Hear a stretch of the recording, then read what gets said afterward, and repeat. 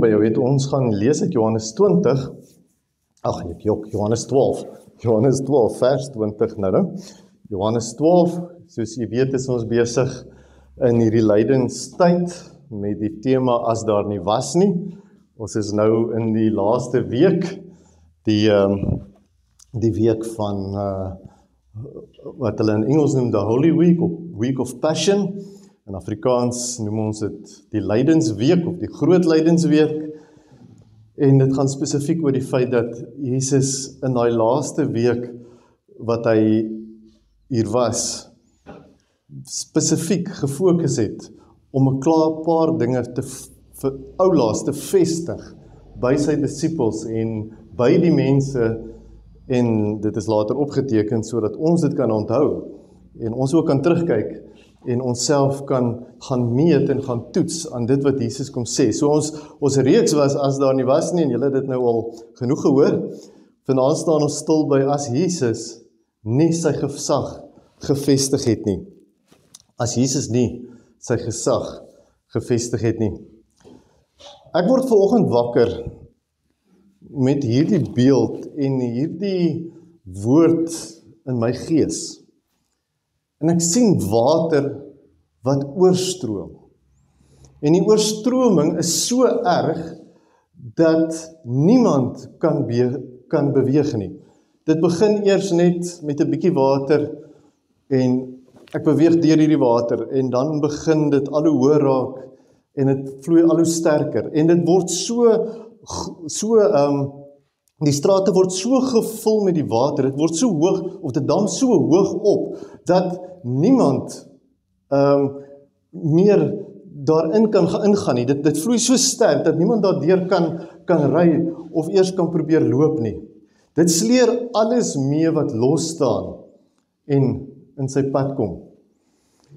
En ek begin wakker word, en my bewustelike, my conscious mind, ek het nou soos daarvan gesê, my conscious mind, die bewustelike verstand, bewustelike deel van ons verstand, dit waarmee ek en jy elke dag werk en mee aktief is, begin wonder hieroor.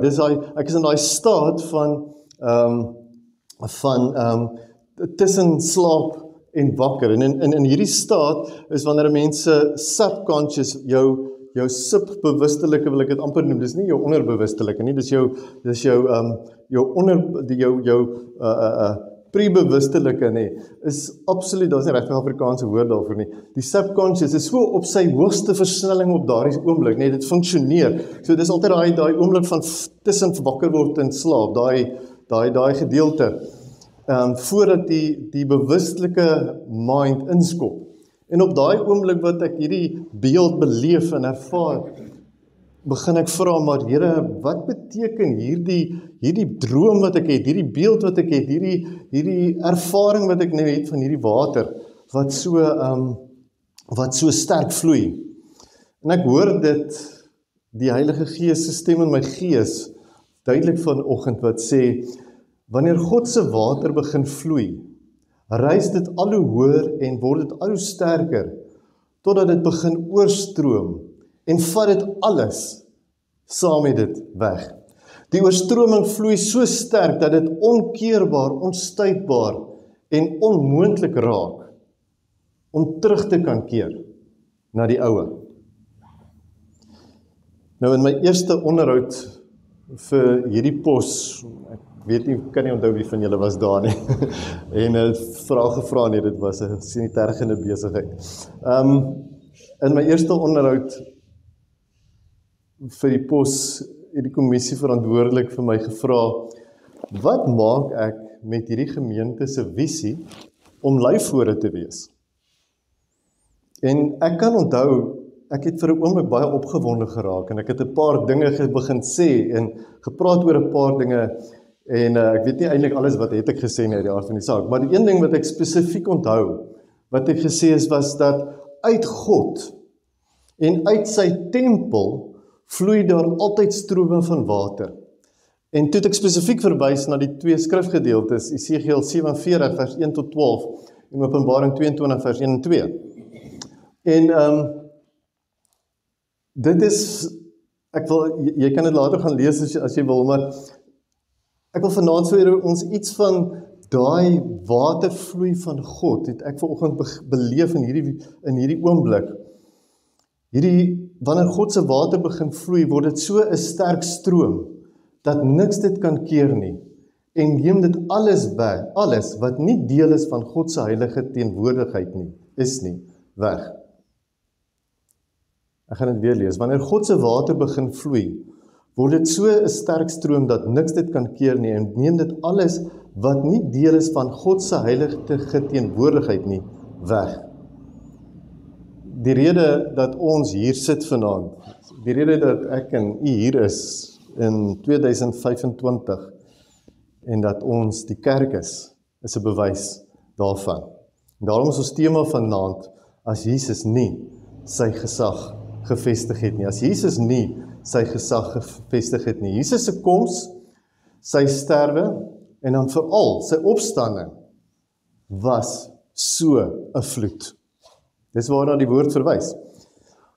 Ons kom nog by Pinkster, maar die koms van die Heilige Gees en die stigting van die kerk was so 'n vloed. Ek glo God is ook besig om weer 'n nuwe vloed te laat kom in sy kerk vandag. Ons het dit deur die geskiedenis vele kere beleef. My eerste Woensdag motiveringsboodskap hierdie jaar was, uit met die oue, in met die nuwe. En dit is presies waaroor ons gister gepraat het. Kom ons gaan gou na ons skrifgedeelte toe, vir vanaand. Ons gaan eers na jou skrifgedeelte, Johannes 12.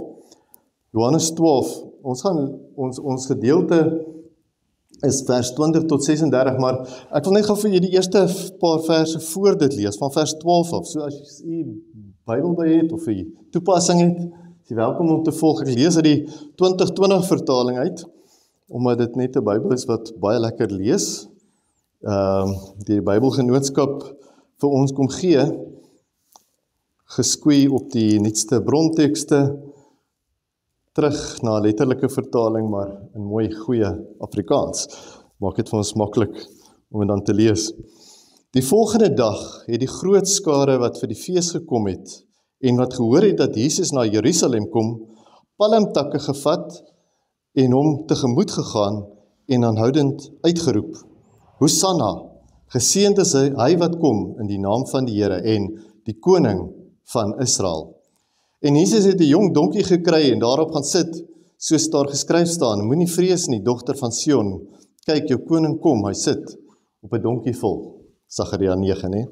Hierdie dinge het sy disippels eers nie verstaan nie, maar toe Jesus verheerlik is, het hulle onthou dat hierdie dinge oor hom geskryf staan, en dat hulle dit vir hom gedoen het. As jy nou 'n pen gehad het, ek vir gesê het, onderstreep hierdie woorde, eers nie verstaan nie. Eers nie verstaan nie. Ek gaan nou later verstaan hoekom ek so sê. Die skare wat by hom was, toe hy Lazarus uit die graf geroep het, en hom uit die dood opgewek het, het daarvan getuig. Die rede waarom die skare hom tegemoet gegaan het, was omdat hulle gehoor het, dat hy hierdie teken gedoen het.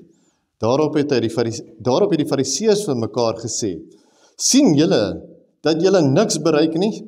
Kyk, die hele wêreld, lekker totalitisme hier so, nee, die hele wêreld loop agter hom aan. Nou kom ons by, so ek wil net eers gou dit verduidelik hier. So Jesus en sy disippels bly in Betanië. Dis die laaste week. Jesus is wel in Jerusalem gegaan, maar hy teruggegaan. Hulle bly in Betanië, dis so 10 km buitekant Jerusalem. Hy bly by Lazarus, Maria en by Magda. En nou in Johannes se evangelie word Lazarus se opwekking vir ons neergeskryf net voor die gebeure van Paasondag. En Johannes doen dit spesifiek, want dit was Jesus se laaste en sy heel grootste wonderwerk. So, daar's 'n hele opbou, die laaste wonderwerk wat Jesus kom doen, is om te sê, die dood het ook nie mag oor my nie, of ek het die mag oor dood, nee, die dood is nie die finale nie. So, dis die grootste wonderwerk. So, nou kom wys hy dat selfs na 3 dae kan die mag van die dood oorwin word. Met ander woorde, hy praat profeties ook van homself en dit wat gaan gebeur. So, Johannes gee vir ons daardie samevatting, en nou sien ons hier 'n sameswering teen Lazarus, want sy opwekking is 'n verleentheid vir die godsdienstige instelling van die dag. Die wet kan nie saam met die Gees, lees Heilige Gees nie, funksioneer nie.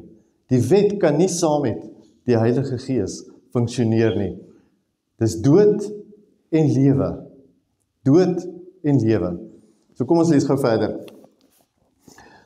Vers 20. Daar was 'n aantal Grieke onder die mense wat gekom het om op die fees te aanbid. Die fees is nou die Paasfees, nee. Hulle het toe na Filippus gegaan en die Grieke met ander woorde is Joodse Grieke, nee, met ander woorde Jode wat van Griekse afkoms is, as julle dit verstaan, nee. Hulle het toe na Filippus toe gegaan wat van Betsaida in Galilea was en hom gevra, meneer, ons wil Jesus sien. Filippus het toe vir Andreas gaan vertel en toe gaan sê Andreas en Filippus dit weer vir Jesus. Lyk amper soos 'n hiërargie so, nee.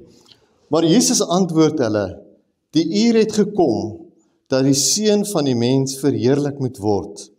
Amen, amen, ek sê vir julle, as die koringkorrel nie in die grond val en sterf nie, bly dit net een enkele korrel, maar as dit sterf, dra dit baie vrug. Paulus herhaal hierdie gedagte later in Korintiërs hoofstuk 4. Wie sy lewe liefhet, verloor dit, maar wie sy lewe in hierdie wêreld gering ag, sal dit vir die ewige lewe behou. As iemand my wil dien, laat hy my volg, en waar ek is, daar sal my dienskneg ook wees. As iemand my dien, sal die Vader hom eer. Nou is my siel ontsteld. Wat sal ek sê? Vader, red my uit hierdie uur, maar ek het tog juis met die oog op hierdie uur gekom. So Jesus sê, besef wat vir hom voorlê, nee, hy weet baie goed wat vir hom voorlê. So hy is half ontsteld, nee. Dis daai pre-Getsemane oomblik, nee, wat hy sê, gaan ek nou vra dat hierdie oomblik by my verbygaan? En dan sê hy, tog nie, want dit is hoekom ek hier is. Ek gaan my doel kom vervul. Ek gaan kom klaarmaak wat ek begin het. Vader, verheerlik U naam. En daar het 'n stem uit die hemel gekom. Ek het dit verheerlik en ek sal dit weer verheerlik. En die skare wat daar gestaan en dit gehoor het gesê dat daar 'n donderslag was. Ander het gesê 'n engel het met hom gepraat. Jesus het geantwoord, hierdie stem het nie ter wille van my gekom nie, maar ter wille van julle. Nou het die oordeel oor hierdie wêreld aangebreek. Nou sal die heerser van hierdie wêreld uitgedryf word, en as ek van die aarde af verhoog word, sal ek almal na my toe trek. Dit het hy gesê om aan te dui watter dood hy sou sterf. Die skare het hom toe geantwoord, ons het uit die wet gehoor dat die Christus vir ewig bly. En hoe sê u dat die seun van die mens verhoog moet word? Wie is hierdie seun van die mens?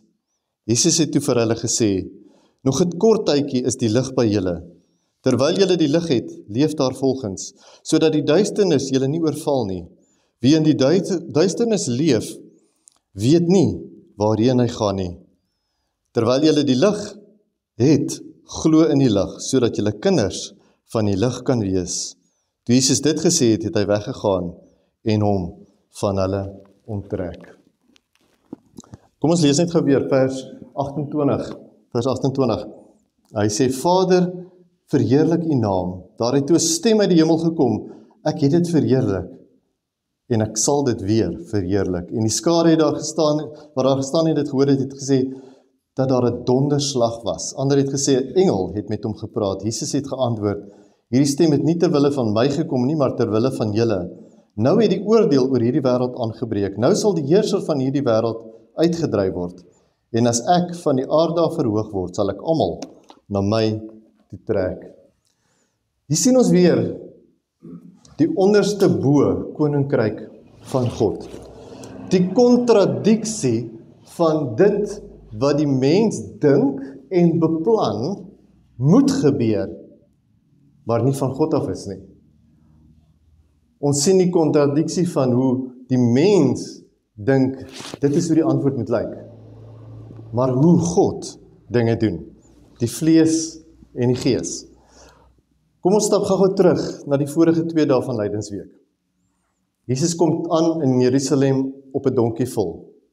Die dier, die simbool van die koning wat in vrede kom. Hy kom vestig 'n nuwe koninkryk van vrede. Hy kom doen dit nie met die swaard en met bloedvergieting nie, maar deurdat hy sy bloed vergiet word. Hy vergiet nie die bloed nie, sy bloed word vergiet. Onderste bo, anderste om, anderste as wat ons as mense dink, dit moet gebeur. Die koning trek nie ander se bloed om die koning te wees nie. Hy gee sy bloed sodat hy die ewige koning kan wees en sy burgers vrede kan hê. Die volgende dag kom Jesus weer terug Jerusalem toe en nou pluk hy 'n sweep uit, hy begin tafels omgooi, hy maak hom mok. Hy konfronteer die mense met hulle aanbidding van God. Hy wys vir hulle dat hulle vir hulle halfhartige godsdienstige rituele vir ware aanbidding vir God. En dan in die proses kom maak hulle nou nog 'n klomp geld ook. So 'n bietjie van 'n kontras met sy inkoms as die koning van vrede, as 'n mens menslik nou daarna kyk. Maar God se koninkryk is nie op ons idees en op ons filosofie gebou nie. In die weergawe in Matteus konfronteer die leierpriesters en die skrifkenners om op daai oomblik wanneer hy dit nou gedoen het en hy die tafels omgekeer het. En hier in Matteus sing die kinders Hosanna. Dink aan die profesie in Joël in vers 2, en die kinders sal weer opstaan en hulle sal sing en hulle sal drome droom. En Jesus kom en hy genees die siekes op daai oomblik. Hoekom? Want God se teenwoordigheid, sy tempel, met ander woorde sy kerk, ek en jy as sy kinders, wie se liggaam sy tempel is 'n plek, 'n groep mense waar die gebrokenes, die siekes, die uitgeworpenes en die wat vasgevang is in sonde, genesing vir siel, liggaam en gees kon kry. Ons is die plek waar God se teenwoordigheid is. Ons is God se tempel. Ons is die plek van sy heilige teenwoordigheid. En Jesus kom herstel dit. Nou nie meer in 'n fisieke gebou nie, maar in sy mense, in die burgers van sy koninkryk. Jesus kom doen dit deur sy gesag te kom vestig. Nou wat het dit nou alles te doen met water, met die gebeure van die laaste week, met die bevestiging van Jesus se verheerliking op die tempelterrein wat ons nou net gelees het. En ek wil dit nou alles wat ek nou hier gesê het in hierdie vreeslike lang inleiding saamvat vir jou vinnig in 3 punte wat ek glo jou lewe positief gaan raak. Want as Jesus nie sy gesag gevestig het nie, sou God se teenwoordigheid in hierdie wêreld gebroke gebly het. As Jesus nie sy gesag kom vestig het nie, sou God se teenwoordigheid in hierdie wêreld gebroke gebly het.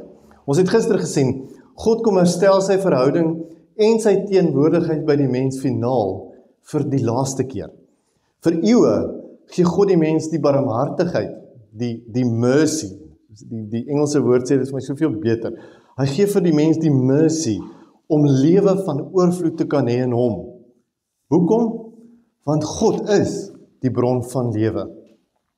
Onthou die vraag, leef ons vir hom of leef ons uit hom? Leef ons vir hom of leef ons uit hom uit? En dit is hoekom Jesus die tempel kom herstel, sodat ons uit hom kan leef. Uit hom beteken, die breuk is herstel. Die breuk is herstel. In Lyfwoordterme, die blokkasie is uit die Lyfwoord uitgehaal. of uit die pyp uitgehaal, sodat die water weer kan vloei. Die skeiding is geskeur. Nou, die voorhangsel is middeldeur. Dit bestaan nie meer nie. Die laaste bloed het tot volkomendheid gevloei. Tetelestai is die woorde wat Jesus sê op die kruis. Dit is volbring. Alles is volkome en totaal nou afgehandel. Daar is niks meer om te doen nie. Jesus herstel sy gesag en hy kom wys dat God gaan sy tempel nou finaal reinig sodat sy heilige teenwoordigheid weer ons bron van lewe word.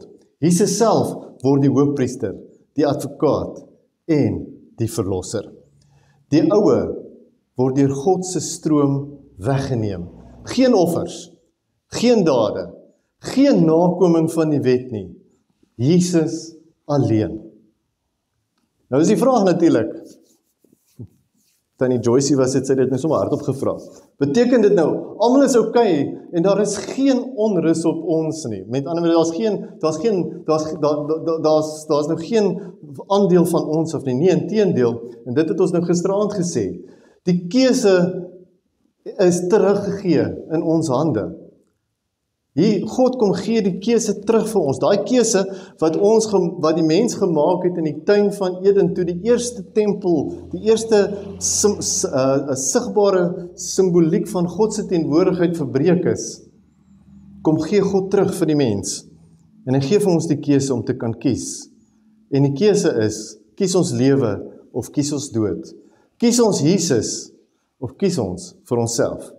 Kies ons om in God se stroom in te klim en uit die bron te leef, of kies ons om op die kant te staan, want ek het myself liewer as vir God. Kies ek die bron? Dis die vraag. Ek moet ons vat na Romeine 3 toe, want ons kan ongelukkig nie hierdie deel verstaan, sonder dat ons dit lees nie. Romeine 3, vers 21, as jy wil saamlees, 3 vers 21.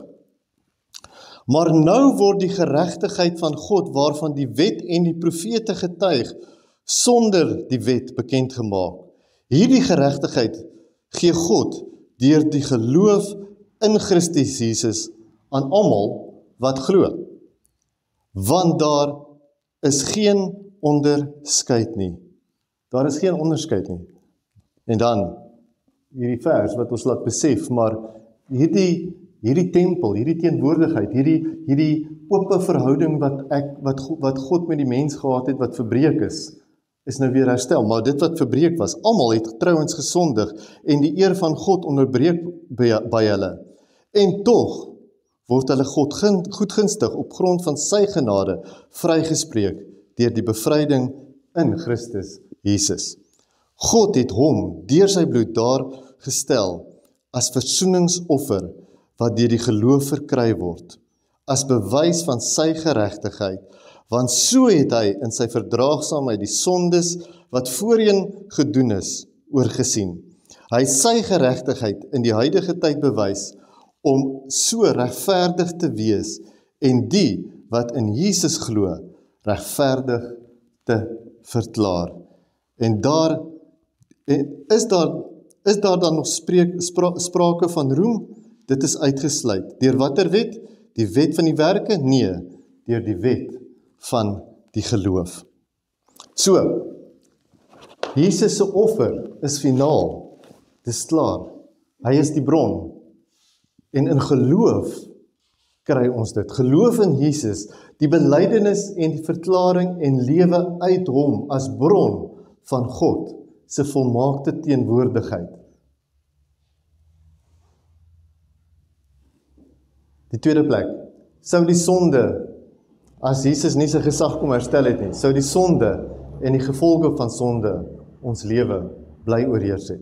Sou die sonde en die gevolge van sonde ons lewe bly oorheers het. Paulus se gebed, en dit is ook my gebed vir ons hier in Paasius 25, is dat hierdie werklikheid ons koppe, in ons gees, in ons harte, met ander woorde, in ons hele wese, ons in God se stroom gaan laat saamvloei. In Efesiërs 1 vers 5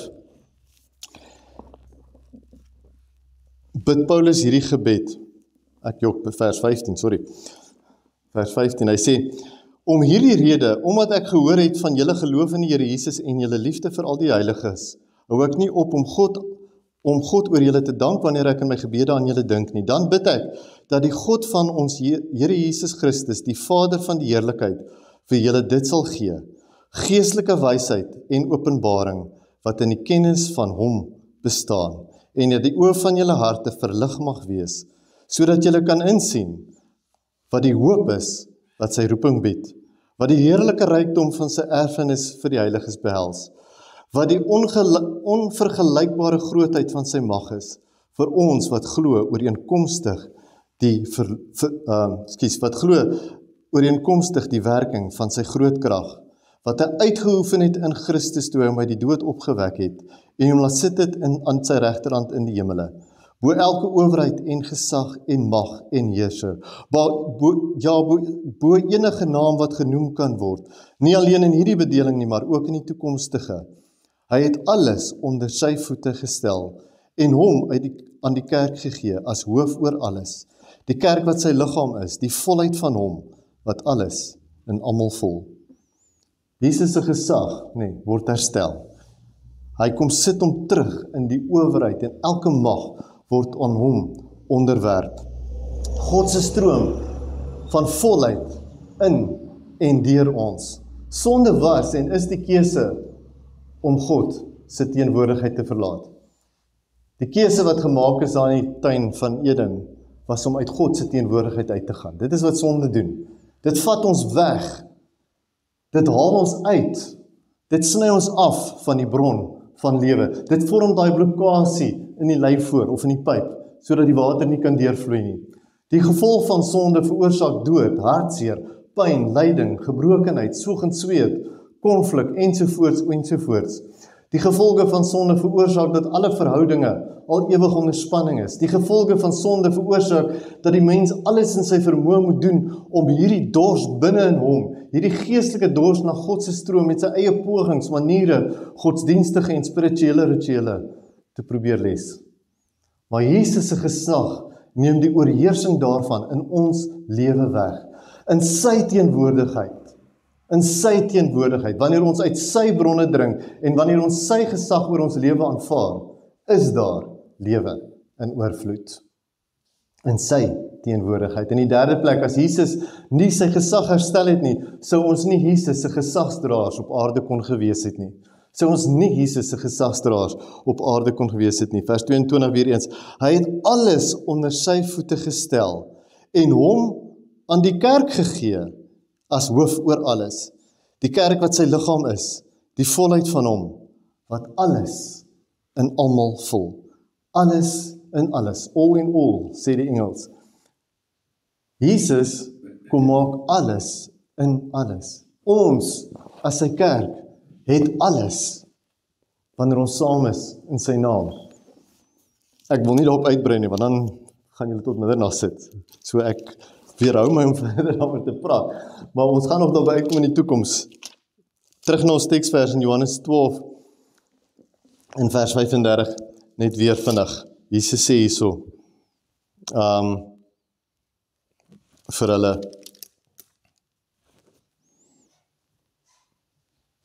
Jesus het toe vir hulle gesê, mag nog 'n kort tydjie in die lig by julle. Terwyl julle die lig het, leef daar volgens, sodat die duisternis julle nie oorval nie. Wie in die duisternis leef, weet nie waarheen hy gaan nie. Terwyl julle die lig het, glo in die lig, sodat julle kinders van die lig kan wees.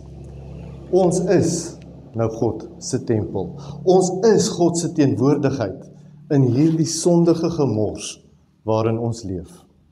Ons is die volheid van Christus. Ons is ligdraers in die donker. Ons is dorslessers wat dors van die wat dors is, dorslessers van die wat dors is. In kort, ons is God se gesagsdraers van sy liefde. Jesus kom vestig sy gesag, sodat God nou hier teenwoordig is. God hier teenwoordig is, oral, altyd en in alle omstandighede is God teenwoordig. Jy hoef nie meer 'n pelgrimstog aan te pak. Jy hoef nêrens heen te gaan, jou tassie te pak en te gaan om God te gaan soek nie, of om hom te gaan aanbid, of om in sy teenwoordigheid te kom nie. Hy is hier by ons. Jy kan net saam met jou boeta en sis of sissa in Christus gemeenskap hê. Jy kan net saam bid, saam die brood en die beker neem, want God is hier. En daarom, as mense God soek, hoef hulle net na my en na jou lewe te kyk. Hulle hoef net na ons te kyk. Hulle hoef net na ons as kerk te kyk. Hulle hoef net ons dade te sien van lewe in die bron, van hoop in die bron, van genesing in die bron, van verwelkoming in die bron en van aanbidding van die bron. Hulle hoef net om te sien dat te midde van hierdie lewe, te midde van die foute wat ek en jy maak, te midde van ons tekortkominge, van die dwarsklappe en die stormwinde wat ons soms tref, ook te midde van die oorvloed en die voorspoed miskien, en die goeie werk wat ons dalk het, en van ons lewens wat dalk goed is, om te sien, ons bly drink, en ons bly leef uit die bron, en daarom kry die lewe ons nie onder nie. Die woord sê op 'n paar plekke, ons mag dalk soms struikel. Ons gaan dalk sukkel om dit te doen, en om dit te wys aan die wêreld. Ons gaan dalk soms platgeslaan voel. En ons gaan dalk soms met hierdie platgeslaanheid in ons na die Here toe gaan. Maar, en dit is eintlik 'n baie groot maar, die woord sê, ons sal nie val en bly lê nie. Ons as sy kinders sal nie bly val en bly lê in sy teenwoordigheid nie, waar die onregverdige in teenstelling in duie stort. Uit die bron, in die bron, kan ons voortgaan, aangaan en kan ons vasstaan. Dit is ons offer, om van myself, om vir my belange te vergeet en die gestalte van Christus aan te neem en te wees wie hy my gemaak het om te wees. Sy gesagsdraer oor die sonde en die dood. Filippense 2, ons gaan donderdag gaan ons verder daaroor praat, oor Jesus wat kom dien het. Ek konfronteer myself hierdie tyd, ek het dit gisteraand vir julle gesê, met die vraag in die lydenstyd en in hierdie week met, hoe tref die tekkie die teer? Nee.